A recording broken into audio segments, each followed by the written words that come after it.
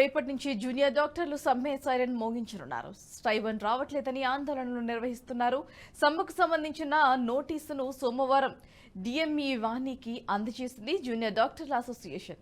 ఇక రాష్ట్ర వ్యాప్తంగా ఇప్పటికీ స్టైఫండ్ సమస్య నెలకొందని 2 నెలల నుంచి అందలేదన్నారు జూనియర్ డాక్టర్ల అసోసియేషన్ ప్రతినిధులు.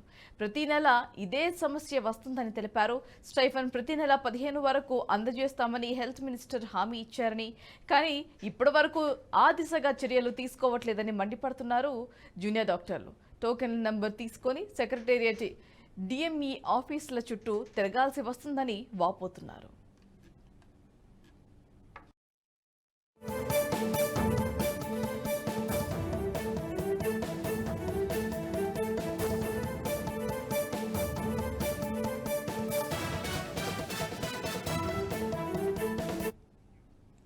గ్రీన్ ఛానల్ ఏర్పాటు చేస్తామని సర్కార్ ప్రకటించినా ఎలా అమలు చేస్తారనే అంశంపై స్పష్టత ఇవ్వలేదంటున్నారు జూనియర్ డాక్టర్లు.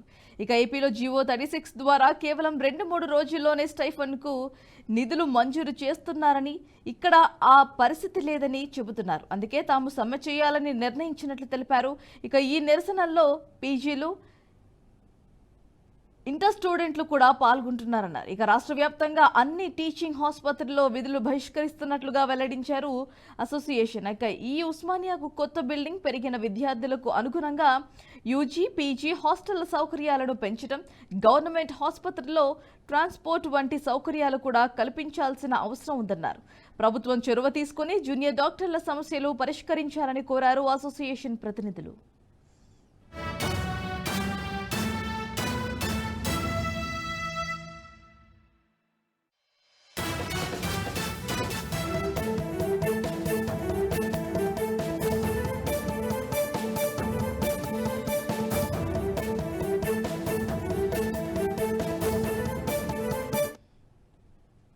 ఈ వీడియో మీకు నచ్చినట్టయితే లైక్ చేయండి, 10 మందికి షేర్ చేయండి. అలాగే కామెంట్ల రూపంలో మీ అభిప్రాయాలను మాతో పంచుకోండి. Nationalist hub group of channels ను సబ్స్క్రైబ్ చేసుకుని తెలుగునాట జాతీయవాద జర్నలిజాన్ని ప్రోత్సహించండి. ఈ వీడియో కింద ఉన్న బెల్ ఐకాన్ పై క్లిక్ చేయడం మర్చిపోవద్దు.